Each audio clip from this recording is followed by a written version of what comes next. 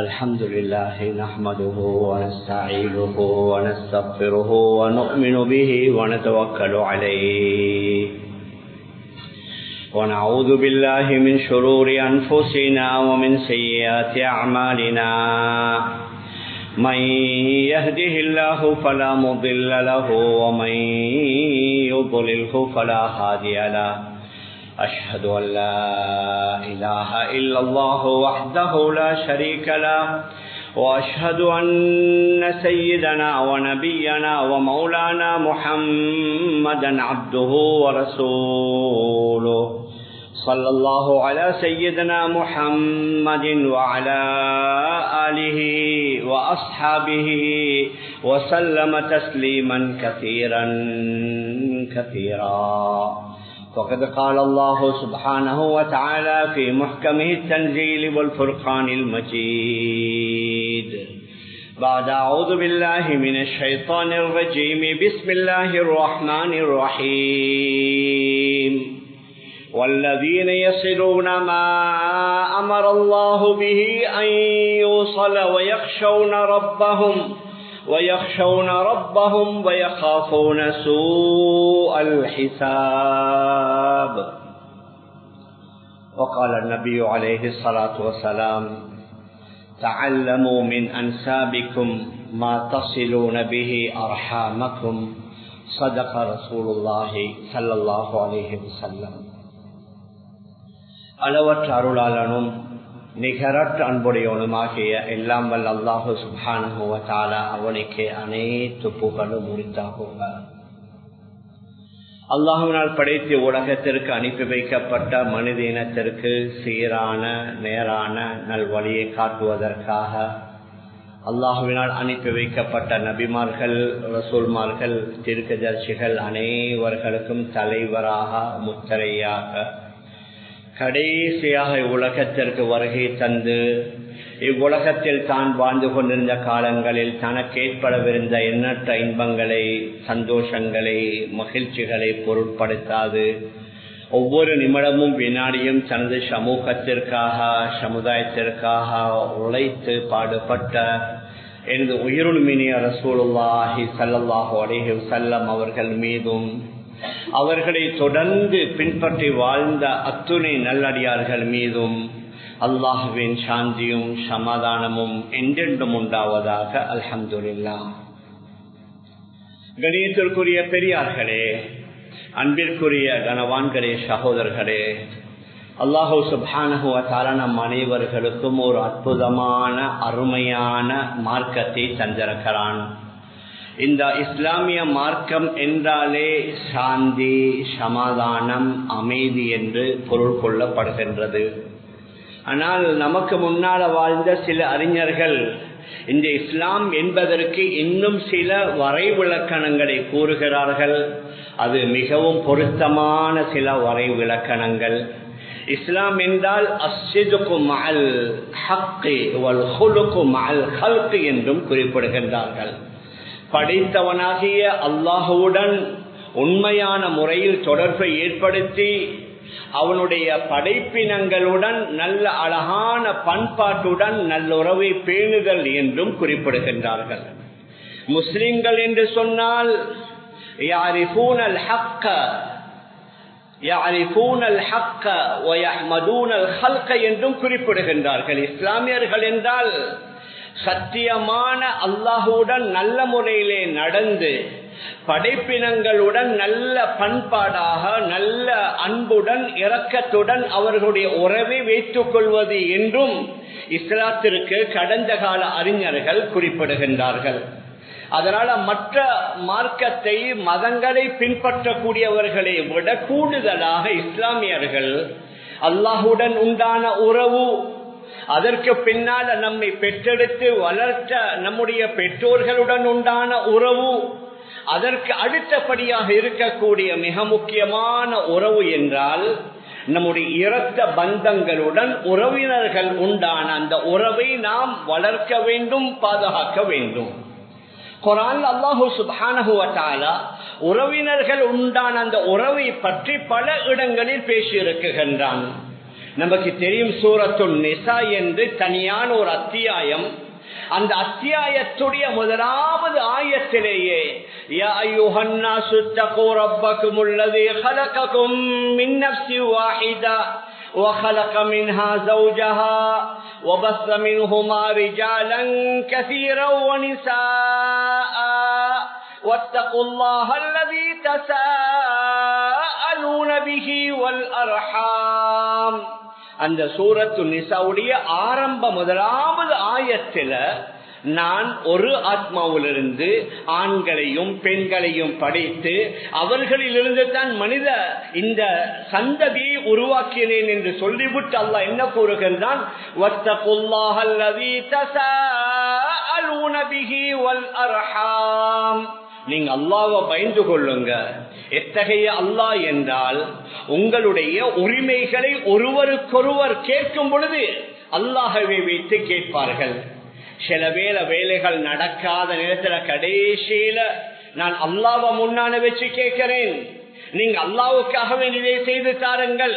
குர்ஆன் அல்லாஹ் கூறுகின்றான், ஒருவருக்கொருவர் மற்றவர்களிடத்தில் உரிமைகளை கேட்கும் பொழுது நீங்க அல்லாஹ்வை வைத்து கேட்பதை போன்று வல் அர்ஹாம், உங்களுடைய உறவினர்கள் இன பந்துக்களுடன் நடக்கக்கூடிய முறையில் நடக்கணும், அவர்களை துண்டித்து நடப்பதில் நீங்கள் அல்லாஹுவை பயந்து கொள்ளுங்கள் என்று சூரத்துன் நிசாவுடைய முதலாவது ஆயத்திலேயே அல்லாஹ் குறிப்பிடுகின்றான். இடையில மீண்டும் வஅபுதுல்லாஹ் வலா துஷ்ரிகு பிஹி ஷைஅன் வபில் வாலிதைனி இஹ்சானா وبذي القربى واليتامى والمساكين والجار ذي القربى والجار الجنب والصاحب بالجنب وابن السبيل. மீண்டும் இடையில் அல்லாஹ் கூறுகின்றான், அல்லாஹ்வை மாத்திரம் தான் நீங்க வணங்கணும், அவன் அல்லாத வேறு யாரையும் எவரையும் வணங்க கூடவே கூடாது, நீங்க அவனுக்கு இணை வைக்க கூடாது. அதற்கு பின்னால் உங்களுடைய பெற்றோர்களுடன் உங்களுடைய நல்ல உறவை வைத்துக் கொள்ளுங்கள். மூன்றாவதாக வபிதில் குர்பா, உங்களுடைய உறவினர்கள், உங்களுடைய இனபந்துக்கள். அதற்கு பின்னால் வரிஜாரிதில் குர்பா, இனபந்துக்களும் உங்களுடைய பக்கத்து வீட்டுக்காரர்களும். சில பேர் உங்களுடைய பக்கத்துல இனபந்துக்கள் வசிப்பார்கள். அதற்கு பின்னால வல்ஜாரில் ஜுனூப், இனபந்துக்கள் இல்லாத உறவினர்கள் இல்லாத பக்கத்து வீட்டுக்காரர்கள், அவர்கள் நொன் முஸ்லிமாக இருந்தாலும் அவர்களுடன் உடைய உறவை நல்ல முறையில் வைத்துக் கொள்ளுங்கள் என்று அல்லாஹ் சுப்ஹானஹு வ தஆலா குறிப்பிடுகின்றான். மேலான பெரியார்களே, அன்பிற்குரிய கணவான்களே, சகோதரர்களே, அதனால் நாம் இன்றைய தினம் எதை ஞாபகப்படுத்த விரும்புகின்றோம் என்றால், அல்ஹம்துலில்லாஹ் நிறைய நல்ல காரியங்களில், வணக்கங்களில், சமூக சேவைகளில், மற்றவர்களுக்கு உதவி செய்வதில் நாம் எல்லோரும் சந்தோஷமாக ஆர்வத்துடன் ஈடுபடுகின்றோம்.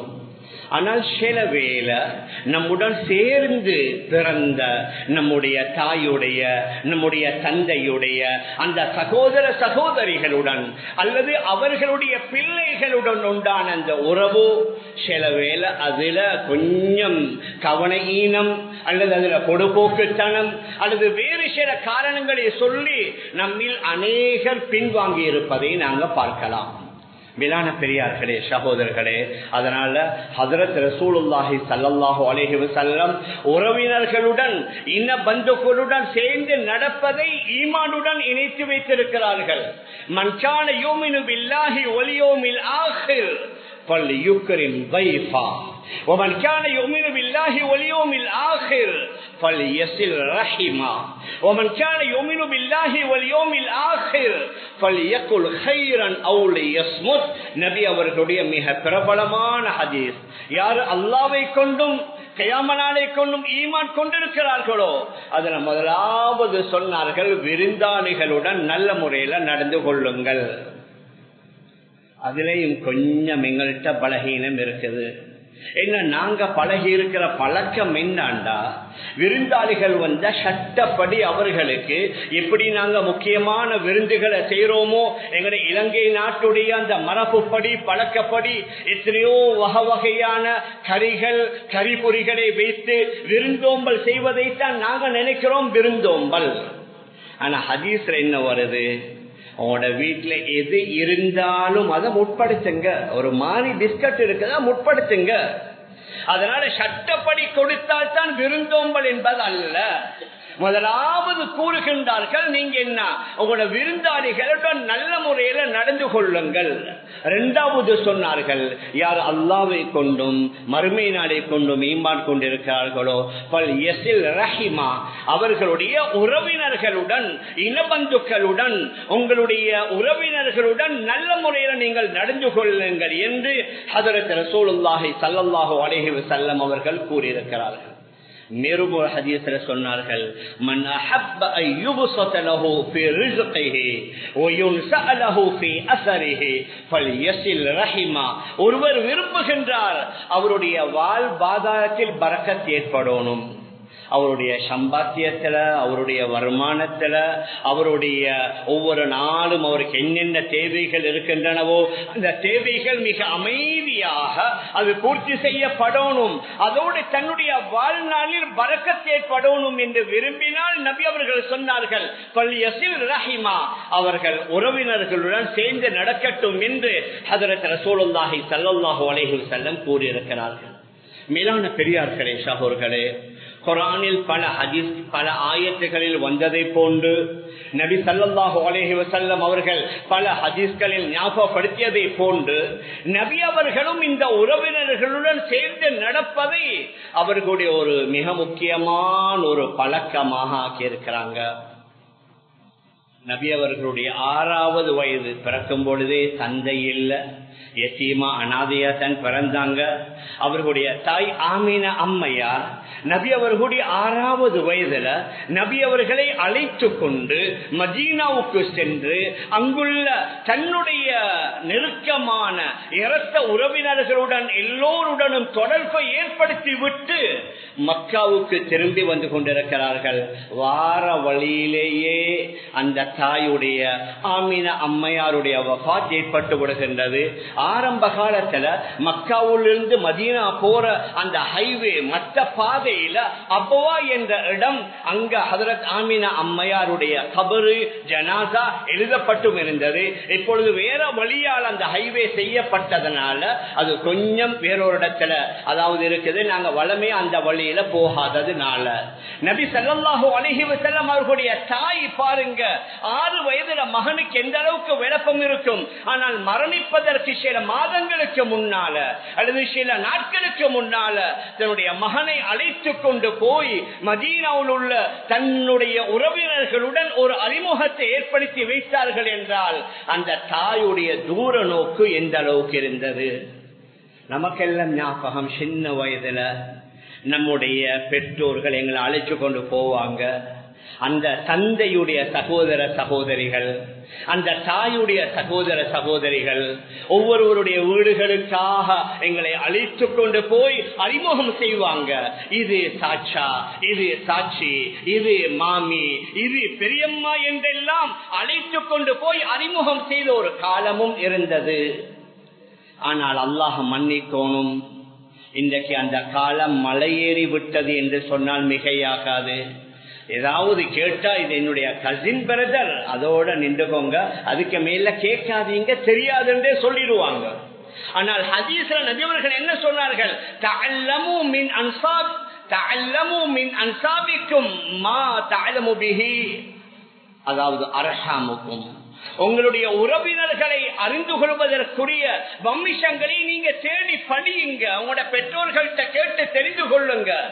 அநேகமானவர்களுக்கு வாப்பாவுடைய பெயர் தெரியும், ஆனால் அதற்கு மேலுள்ள 3வது 4வது ஜெனரேஷனுடைய பெயரே தெரியாது. நபி அவர்கள் வலியுறுத்தி சொன்னாங்க, நீங்க படியுங்க, உங்களோட பிள்ளைகளுக்கு படித்து கொடுங்க. வாப்பாவுடைய தலைமுறையை படித்து படித்து கடைசியில இந்த தலைமுறை எங்கே போய் சேருது, உம்மாவுடைய தலைமுறைகளை படித்து படித்து இறுதியில இது எந்த தலைமுறைகளுடன் போய் சேருது. மேலான பெரியார்களே, அன்பிற்குரிய கணவான்களே, சகோதரர்களே, அதனால ஹதரத் ரசூலுல்லாஹி ஸல்லல்லாஹு அலைஹி வஸல்லம் நபி பட்டம் கிடைக்கவே இல்லை. நுபுவத்துக்கு முன்னால கூட உறவினர்களுடன் நல்ல அழகான உறவை வைத்திருந்தார்கள். புகாரி ஷரீஃப்ல வார ஆரம்ப அந்த பாகங்களிலே வரக்கூடிய ஹதீஸ் தான். நபி அவர்களுக்கு வஹி வருது, இதுவரைக்கும் வஹியை கண்டதும் இல்லை, காதால கேட்டதும் இல்லை. அதனால ஒரு வகையான அச்சம், ஒரு வகையான பயப்பாடு, நபி அவர்களுக்கு காய்ச்சல் மாதிரி வந்து விட்டது. அதனால வீட்டுக்கு வரும் பொழுது ஹஜ்ரத் ஹதீஜா ரலியல்லாஹு அன்ஹா அவர்கள்ட்ட அங்க அந்த ஹிரா குகையில வைத்து சந்தித்த ஜிப்ரீல் அலைஹிஸ்ஸலாத்து வஸ்ஸலாம் அவர்கள் மூலமாக கேட்ட விஷயங்கள் எல்லாத்தையும் சொல்லி, இது எனக்கு மிச்சம் புதிஷாக இருக்குது, எனக்கு பயமாக இருக்குது, இன்னி ஹஷீது அலா நஃப்ஸி, எனக்கு என் மீதே பயம் ஏற்பட்டு விடுகின்றது, எனக்கு ஏதாவது நடந்து விடுமா என்ற தன்னுடைய அந்த பயப்பாட்டை சொன்ன நேரத்தில் ஹதீஜா ரலியல்லாஹு அன்ஹா முதலாவது என்ன சொன்னார்கள், வல்லாஹி மா யுஹ்ஸீக அல்லாஹு அபதா, அல்லாஹ் மீது சத்தியமாக அல்லாஹ் உங்களை கைவிட மாட்டான், அல்லாஹ் உங்களை கேவலப்படுத்த மாட்டான். அதுல முதலாவது சொன்னது என்ன, இன்னக லதஸிலுர் ரஹீம், நீங்க உங்கள்கிட்ட இருக்கிற ஆக நல்ல பண்புகள் உண்டென்னா நீங்க உறவினர்களுடன் சேர்த்து நடக்கிறீங்க, இன பந்துக்களை அணைத்து அவர்களுடன் சேர்ந்து உங்களுடைய குடும்ப வாழ்க்கையை போகின்றது. அதனால இந்த அழகான இன்னும் பல பண்புகளை பற்றி குறிப்பிடுகின்றார்கள். அதில் அவர்கள் முதலாவது சொன்னது தான் இன்னக லதஸிலுர் ரஹீம், நீங்க இன பந்துக்களுடன் நல்ல முறையில உறவை வைத்திருக்கிறீங்க. அதே புகாரி ஷரீஃபுடைய ரிவாயத், இஸ்லாமியர்களை ஹபஷாவுக்கு செல்லக்கூடாது அல்லது வேற நாடுகளுக்கு செல்லக்கூடாது என்று குறைஷி காபிர்கள் பலர்களை பல இடங்களுக்கு அனுப்பினாங்க. ஹிரக்கில் மன்னரிடம் அபூ சுஃபியான் இப்னு ஹர்பை அனுப்பி வைத்தாங்க, இந்த முஸ்லிம்களை உள்ளுக்கு எடுக்காதீங்க, இவர்களால் ஆபத்துன்னு சொல்லி. அந்த ஹிரக்கில் மன்னர் அபூ சுஃபியான் ஒவ்வொன்றாக விசாரிக்கிறார்.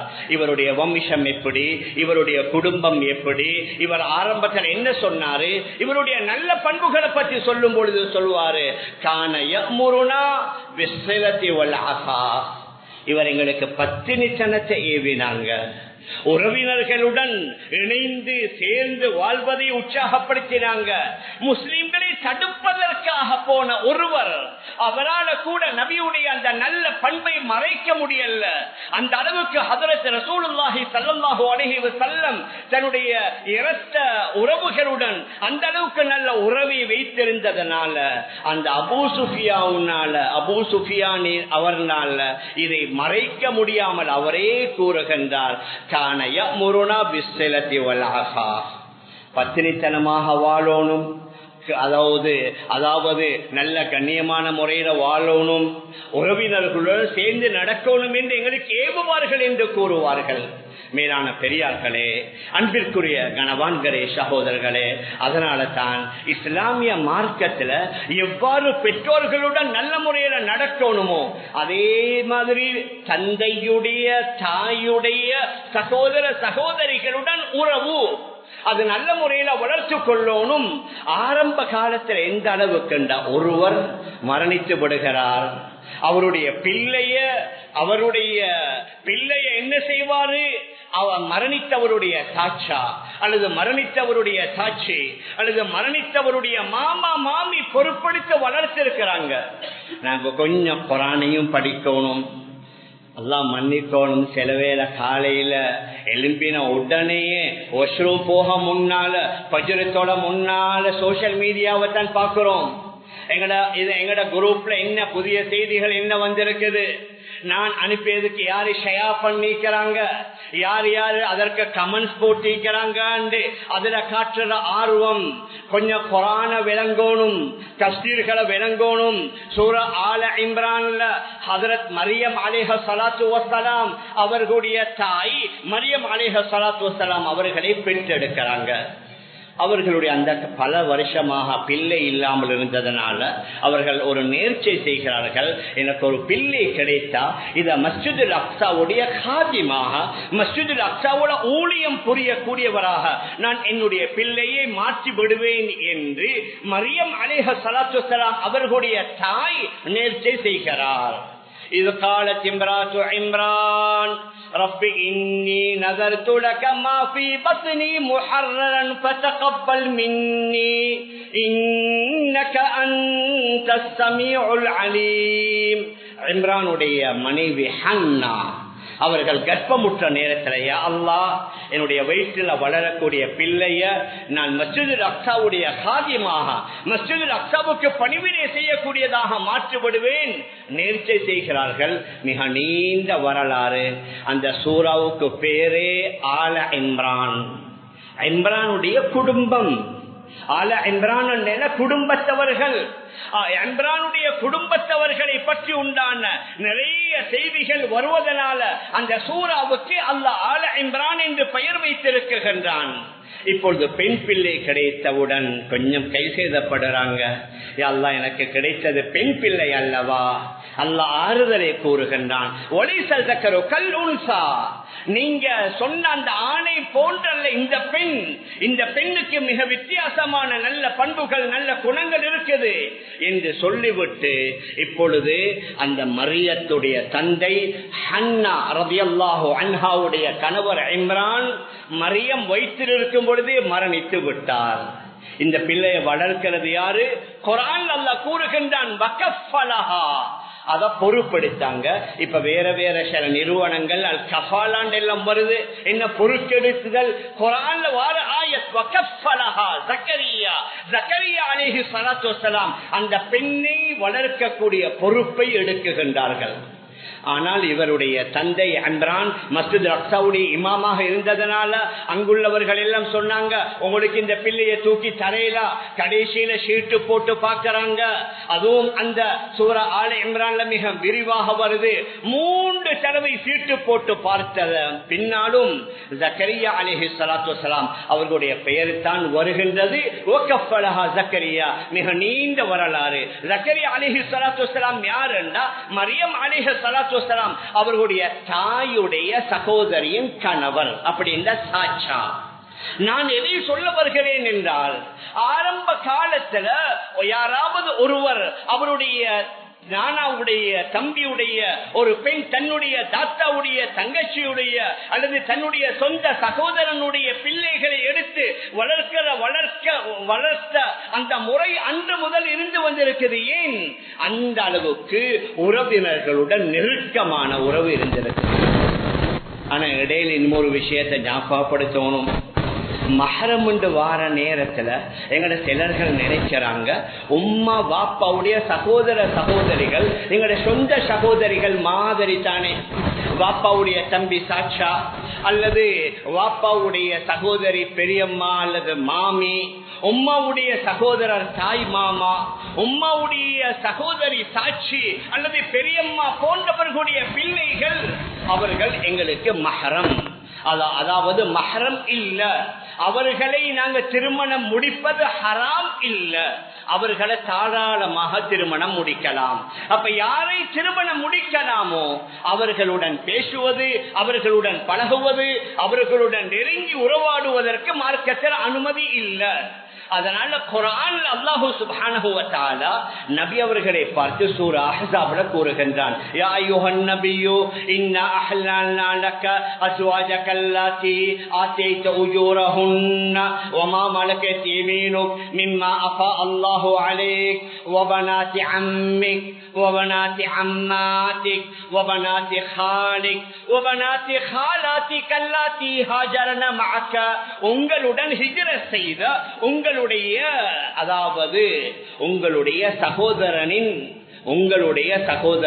மகள் அல்லது உங்களுடைய அதாவது உங்களுடைய தந்தையுடைய சகோதரனின் மகள் உங்களுக்கு ஹலால் திருமணம் முடிக்கலாம். நபி அவர்களுக்கு கூறுகின்றான், உங்களின் தந்தையுடைய மகள் உங்களுக்கு ஹலால், உங்களுக்கு திருமணம் முடிக்கலாம். உங்களுடைய தந்தையின் சகோதரிகளுடைய மகள் உங்களுக்கு ஹலால். உங்களுடைய தாயுடைய சகோதரர்கள், உங்களுடைய தாயுடைய சகோதரிகளின் பிள்ளைகள், பெண் பிள்ளைகளை உங்களுக்கு திருமணம் முடிக்கலாம். நான் எதை சொல்ல வாரேன்டா, யார திருமணம் முடிக்கலாமோ அவர்கள் எங்களுக்கு மஹரம் இல்ல.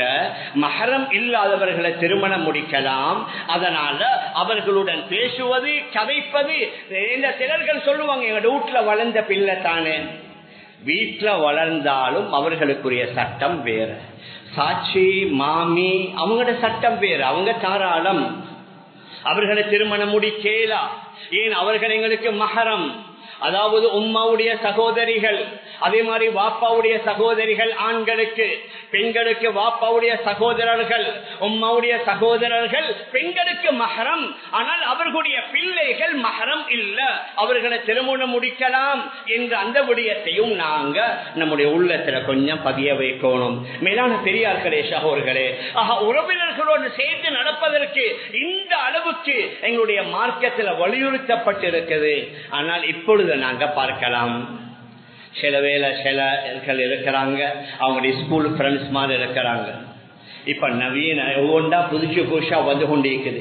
20 வருஷத்துக்கு முன்னால 2005 படிச்ச எங்கட ஸ்கூல் அவங்க எல்லாம் உண்டா சேர்ந்து இப்ப ட்ரிப் போற ஃபாரின்ல இருக்கிறாங்க. கனடாவுல, அமெரிக்காவுல, லண்டன்ல.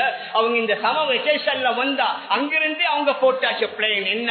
எங்கட 2005 நாங்க எல்லாருமா சேர்ந்து, ஆண்கள் மட்டும் போனா பிரச்சனை இல்லை. நான் எதை சொல்ல வாரேன், பெண்களையும் அழைத்துக் கொண்டு போறோம். முஸ்லிம் பெண்களும் இருப்பாங்க, சில வேளை நுண் முஸ்லிம் பெண்களும் இருப்பாங்க. இதுல எல்லாத்தையும் நாங்க மஹரம் பேணணும். மேலான பெரியார்களே, சகோதரர்களே, எங்களோட படித்தவர்கள், எங்களோட பிசினஸ் செய்யறவர்கள், எங்களோட ஒர்க் பண்றவர்களுடன் நாங்க எந்த அளவுக்கு நெருங்கி பழகிறோம்டா, இரவேல மிட் நைட்ல 1 மணி நன்றாக தூங்கி கொண்டிருக்கிறோம். ஒரு நண்பனுக்கு ஏதாவது ஆபத்து, ஒரு ஆக்சிடென்ட், எங்கேயாவது மாட்டிட்டார் என்ற கோல் வந்து அடித்து பிறண்டு கொண்டு ஓடுகின்றோம். ஒவ்வொரு வாரமும் ஏதாவது ஒரு நாள் 2 நாள் கூட்டாளிமாரோட சேரணும், சந்திக்கணும், பேசணும். 12 மணி, 1 மணி, 2 மணி வரைக்கும் அவர்களோட அரட்டை அடிப்பது சிலர்களுடைய பழக்கம்.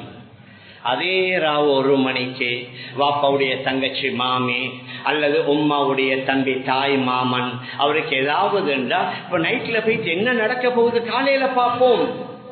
நான் எதை சொல்ல வாரேன், இதுவும் கியாமத்துடைய அடையாளம். நபி அவர்கள் சொன்னார்கள், அதுனா சதீகஹு வ அக்ஸா அபாஹு. கியாமத் நெருங்கிற நேரத்தில் தன்னுடைய நண்பனை நெருக்கி வைப்பார், தன்னுடைய வாப்பாவை தூரமாக்கி வைப்பார். நண்பர்கள் அந்த அளவுக்கு நெருக்கம், ஆனால் உறவினர்கள் அந்த அளவுக்கு தூரமாக ஆக்கிவிடுவார்கள். மேலான பெரியார்களே, சகோதரர்களே, அதனால எங்களுடைய உறவினர்கள் இருக்கிறாங்க, இன பந்துக்கள் இருக்கிறாங்க, உம்மா வாப்பாவுடைய சகோதர சகோதரிகள் இருக்கிறாங்க, அல்லது அவர்களுடைய பிள்ளைகள் விதவைகளாக இருக்கிறாங்க. நிறைய இப்பொழுது டிவோர்ஸ் கூடிவிட்டது. ஒவ்வொரு ஊரிலையும் நாங்க பார்க்கலாம், எக்கச்சக்கமான பெண்மணிகள் விதவைகளாக இருக்கிறாங்க.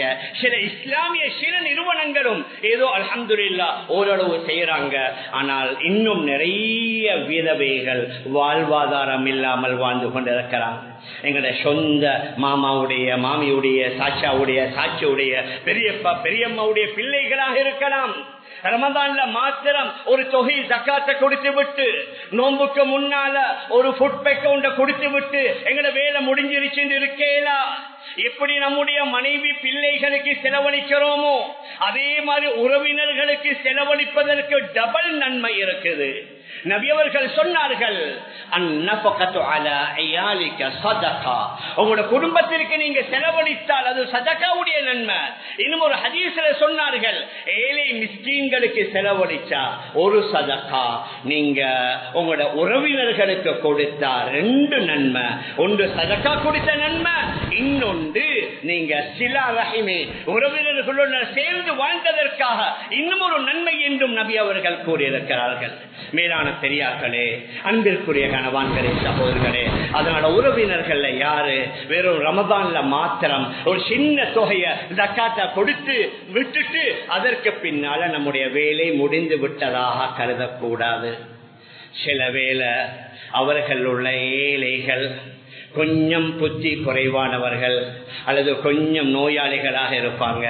சிலர் சொல்லுவாங்க, இவனை வச்சு பார்க்கறது எனக்கு பெரிய கஷ்டமா இருக்குது என்று.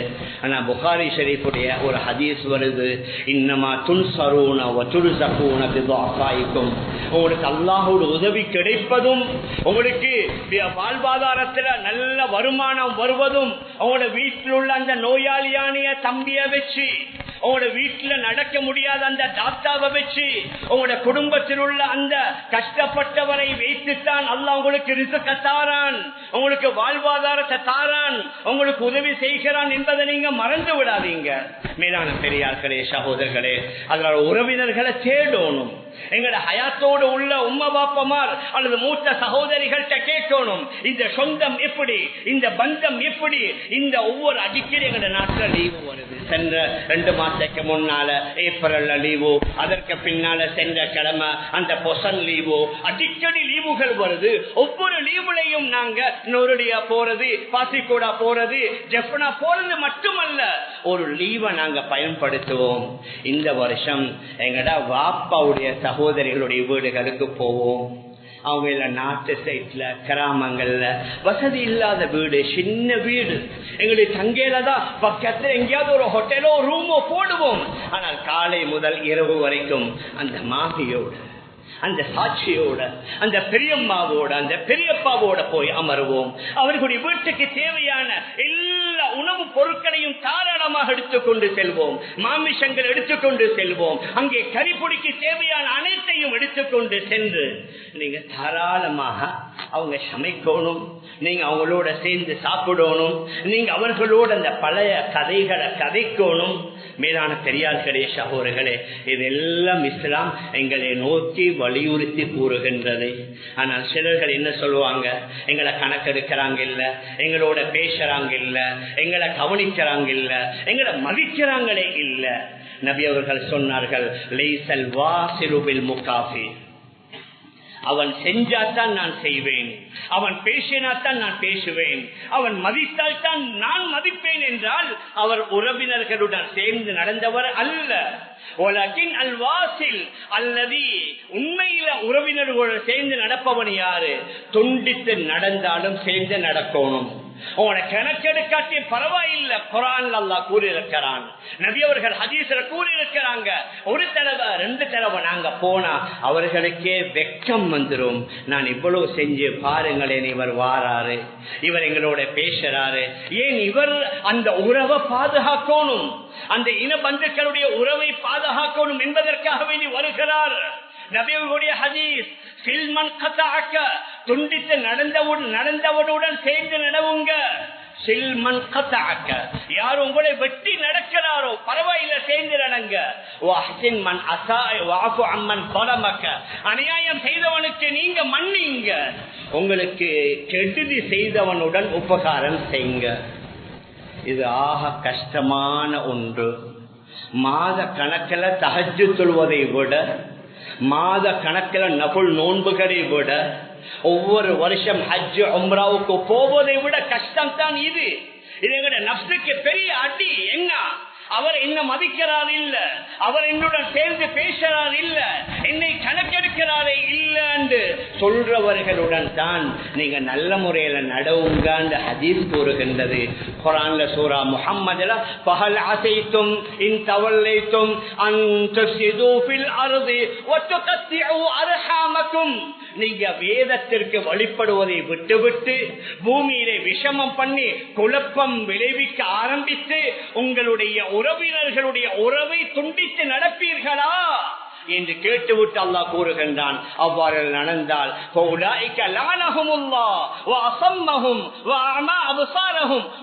வகையான பயங்கரமான எச்சரிக்கை அவர்களுக்கு அல்லாஹ் சாபம் விடுகின்றான். அல்லாஹ்வுடைய சாபம் அவர்களுக்கு ஏற்படட்டும். அவர்களுடைய காதுகள் செவிடாகி அவர்களுடைய கண்கள் குருடாகி விட்டதாக சூரா முஹம்மதுல அல்லாஹ் மிக பயங்கரமாக எச்சரிக்கின்றான். திருமீதியில ஒரு ஹதீஸ், நபி அவர்கள் சொன்னார்கள், சில அநேகமான தவறுகளுக்குரிய தண்டனை மறுமையில, ஆனால் உலகத்திலேயே சில குற்றங்களுக்கு தண்டனை வரும் என்றா அது சிலத்துர் ரஹம், உறவினர்களுடன் யாரு துண்டித்து நடக்குகின்றாரோ அவருக்கு உலகத்திலேயே தண்டனை வரும் என்று நபி அவர்கள் சொன்ன ஹதீஸ் திருமீதியில பதிவாக இருக்குது. மேலான பெரியார்களே, அன்பிற்குரிய கணவான்களே, சகோதரர்களே, அதனால் எங்களுக்குள்ள சவால் அதுதான். நாங்க பிசினஸ்ல எப்படி எப்படி எல்லாம் சவால், பிசினஸ்ல எப்படி எப்படி எல்லாம் போட்டி போடுகின்றோம். யாராவது என்னை அடக்க ஒடுக்க என்னுடைய பிசினஸ் இல்லாமலாக்க ட்ரை பண்ணினா விட்டு விடுகின்றோமா? இல்ல இல்ல, நான் முன்னால போகணும், முன்னேறி போகணும். அதற்காக நீ லோயர்களை சந்திக்கிற, அதற்காக நீ பணம் செலவழிக்கிற.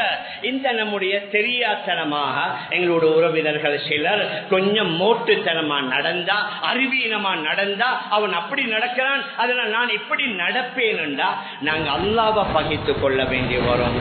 அல்லாஹ்வுடைய தண்டனை உலகத்திலே வருவதற்கு அதற்கு வாய்ப்பாக அமைந்துவிடும்.